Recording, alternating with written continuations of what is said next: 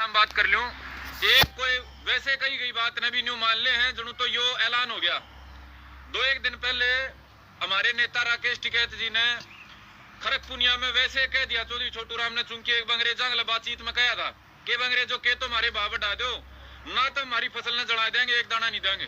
भाई मेरे ये तो वैसे रैली में कही गई बात है। आदमी मान ले आज कोई बात पढ़ ले कि मौका पे जाना पड़ जाए, बात वैसे मुंह तले कट जाए।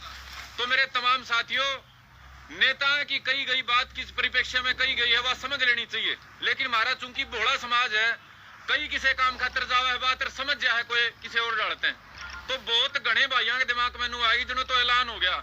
एक तो पहला यूपी में एक भाई ने अपनी गेहूं बह दी, दूसरा एक हरियाणा में आज देखा मैंने उसने भी गेहूं बह दी, एक और भाई ने गोभी थी वह बह दी।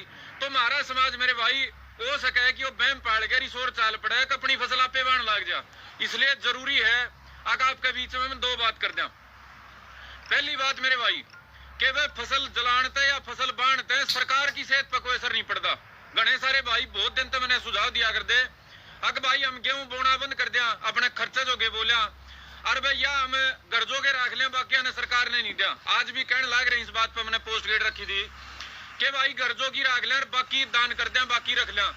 भाई सरकार के जो अन्न भंडार है आपकी जानकारी खातर बता दूं, वो कम से कम 2 से 3 साल खातर पहले भरे जा रहे हैं। आपने न्यू लगता हो एक साल अनाज नहीं बोवांगे, गेहूं नहीं बोवांगे, सरकार घुटने पा जाएगी, वो संभव नहीं है।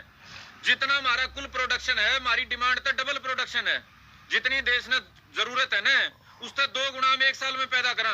तो भाई कई साल का अनाज स्टोरा में ये अनाज के गोदाम में पहले रखा है। अगर आप सारा अनाज रोक लोगे सरकार की सेहत पे फिर भी फर्क नहीं पड़ता। और अगर न्यू मान के चलो वे 2 साल ना बो 3 साल ना बो, तो भी आपने बात बता दूं, भारत देश की जो जितना हमारा गेहूं है उससे सस्ता गेहूं ऑस्ट्रेलिया का, उससे सस्ता गेहूं बांग्लादेश का है।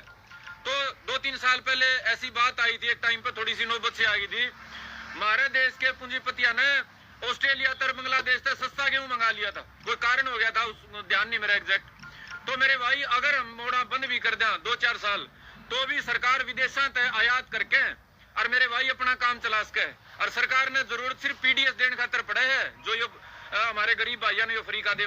इसके अलावा सरकार ने अनाज की को घनी बड़ी जरूरत पड़ दी। अगर दिक्कत आवे तो देश ने दिक्कत आवे, और देश ने अगर दिक्कत आओगी और हम अगर बोना बंद कर देंगे तो ये तमाम जो पूंजीपति है विदेशों से सस्ता अनाज आयात करके और महंगे दाम पाड़े उपभोक्ता ने बेच देंगे। तो जो यह थ्योरी है ना अब इनिशो या गलत है, एक तरीका होया करे ना, पहले हम तो न्यू कर दिया। तो इसने तो सोचो है ना, चौधरी छोटू राम के टाइम पे मेरे भाई अनाज की शॉर्टेज होया कर दी, 1967 में अनाज की शॉर्टेज होया कर दी। राजीव गांधी के टाइम पे भी अनाज कम पैदा होया करता, डिमांड ज्यादा होया कर दी। चौधरी छोटू राम के टाइम पे आप कह रहे हो, कई बार रिलेट कर रहे हो टिकैत की कई बात, चौधरी छोटू राम की कई बात संभव नहीं है। भाई अंग्रेजों के राज में तो काल पड़ा कर दे, और वह काल किस लिए पड़ा कर दे, न्यू को नहीं आया करता कि 2 साल राम नहीं बरसा। वो काल इसलिए पड़ा कर दे कि सरकार जो था ना अनाज ने विदेशों में भेज दिया कर दी, जितना जरूरत होया करती वो भी नहीं रखा कर दी, अपने बाहर भेज दिया कर दी। तो अनाज की कमी के कारण लोग भूखे मरा कर दे, उसने काल बोलिया कर दे। तो मेरे भाई उस टाइम प्रोडक्शन थोड़ा था और डिमांड ज्यादा थी, इस वजह से ये थोड़ा हमारा दबाव था। आज के दिन तो बता दिया जितना हम पैदा करा उसका आधी डिमांड है मेरे भाई, हमारा तो सरप्लस प्रोडक्शन है हर साल का। तो यह जो थ्योरी है हमारा अनाज रोक के या अनाज ना पैदा करके हम सरकार पर दबाव डाल देंगे, या भाई अभी निशो कमजोर है या सस्टेनेबल थ्योरी नहीं है। एक अब तो नहीं है, 2012-13 की बात है, हम आंदोलन कर रहे थे। आंध्र प्रदेश में जो तेलंगाना बन गया 7.5 लाख हेक्टेयर, ये मान के चलो तकरीबन 17 लाख एकड़ जमीन में 2 साल तक फसल नहीं बोई गई।